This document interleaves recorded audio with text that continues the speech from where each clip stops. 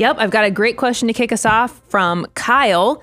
He says, I started a side hustle a few years ago. It has been extremely successful, especially just in the past year. So much so that I need to organize it and turn it from a side hustle and hobby into a true business. I'm also planning on hiring my first employee soon to help out. What tips do you have when deciding how to structure the business? Pitfalls to look out for, how to think about benefits and retirements and taxes. I know it's a lot more in depth than what you might be able to give on this show today, but any direction you can offer is appreciated. Well, Kyle, kudos to you, first of all, for having a side gig that it sounds like has gone pretty well, that has gotten some traction, is now moving in a positive direction. We actually hear this story, especially in this day and age, a ton. Someone starts this gig and then it starts to have something and they figure something out and it turns into a really cool thing. Before we talk about structure and setup and incorporating and that sort of thing, here's one of the things that I always encourage people who end up starting a side business that begins to be more than just kind of like a hobby. The better you can separate what's going on business-wise, what's going on personal-wise, the better you're going to set yourself up for long-term success. So often I'll see someone say, hey, I've got this business. I'm like, okay, well, tell me about your expenses. Like, let me see your credit card statement. They're like, oh, well, no, I can't show you that credit card statement because that has, a trip to Whole Foods and then I went to Starbucks here and then I took the kids to dinner. And I'm like, wait, you're not keeping everything separate. One of the single best things you can do, especially as your business grows, is you want to make sure that you keep business items business and personal items personal so that you have an easy accounting. You can make sure that you're tracking things really well. Often we see people blend those together and when it comes tax time, you have to do a whole lot more work than is absolutely necessary. That's the first tip I would say for how to legitimize it and make sure it's a real actual business. Hearing this question, I immediately wrote down 4 things that I think will happen in a timeline of a situation like Kyle is facing. First, in some of Kyle's already passed some of this, but I'm just trying to catch everybody up who might be facing this similar issue. The first thing I wrote down was planning. This is, and I'll come back to this. The next one is proof of concept, which Kyle has now kind of been through this phase and is coming out the other side of it. And that's where the third item I wrote down was structure. And we'll come to it and talk about that. And then the last is maximization. All of these things, I put an umbrella over the top of them with you have to put on your 3D glasses. And when I talk about the 3D glasses, this is you're going to run mock plans, essentially pull out a spreadsheet, whether it's your Google Sheets, your Microsoft Excel, and you're going to actually say, okay, what's the dream of what I'm trying to create? What's the down to earth of what's going to happen? And then is there a plan for the doo-doo situation if everything goes the exact opposite of what I'm hoping for? So in the planning phases, that's a matter of you making sure you have enough cash, you have the passion, the talent to do it, and then you kind of launch as this side hustle or a new endeavor. All that goes into the plan. And then the proof of concept which is Kyle is kind of coming out the other side of, is he started doing this side hustle.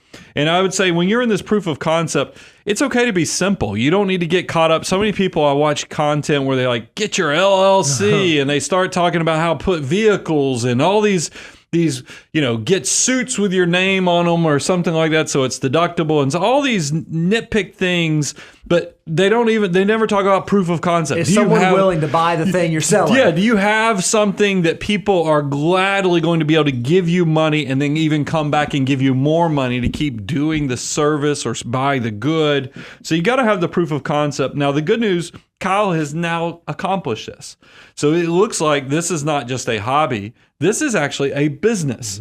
And when you get to this now, and I always say, if you're looking for thresholds on this, don't go line up a bunch of complicated stuff if you're making $10,000 a year. Sure. That's still what I would classify. And don't even, 20,000, once you get to 10, then you get to 20, you're like, oh man, this thing is starting to grow. But then you will have that year that it pops and you're like, I make $60,000 from this side hustle or something like that. This is now a business.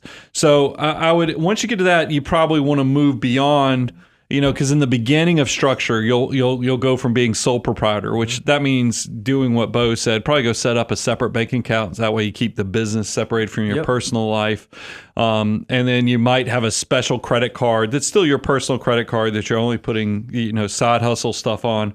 But once you get to structure, you're probably going to want to now invest in the entity setup. And a lot of times when a hobby starts catching traction, you might consider the first thing to protect you from a liability standpoint is like a single member LLC, because a single member LLC for tax purposes on the federal side is still treated as like you're a sole proprietor, but you get a few more additional legal protections.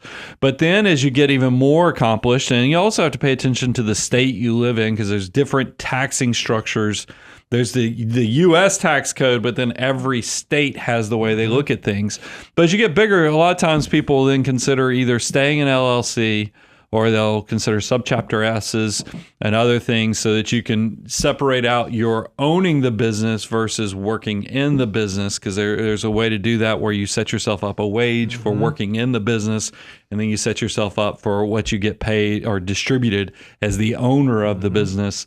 Those are all great things to do. And then I'll leave the last thing for Bo, which is the maximizing, because this is a dilemma I faced when I hired Bo. You were my first salaried employee. I had other employees, but they were all hourly based, primarily administrators. You were my first salaried employee, and that was a big stress to me at the time. So how would somebody, once they get into that part of it? Yeah, hiring an employee, you might think it's easy. Okay, we're just going to agree on how much I'm going to pay them, and it's that simple. But when you bring on an employee, especially a W-2 employee, it is a little more nuanced than that, because now you have to start factoring in payroll taxes. You have to start thinking about the other types of insurance that you might need to carry in your specific field and your specific industry. So I would figure out, the first question is, do I really need an employee or do I need an independent contractor? And that's something that you can decide based on where your small business is, because the answer to that question will then impact the other maximization strategies you're able to employ. Like, can I start saving money in a retirement plan? Can I do a solo 401k or a SEP IRA? Or if I have an employee, should I do a simple IRA or maybe a normal traditional 401k?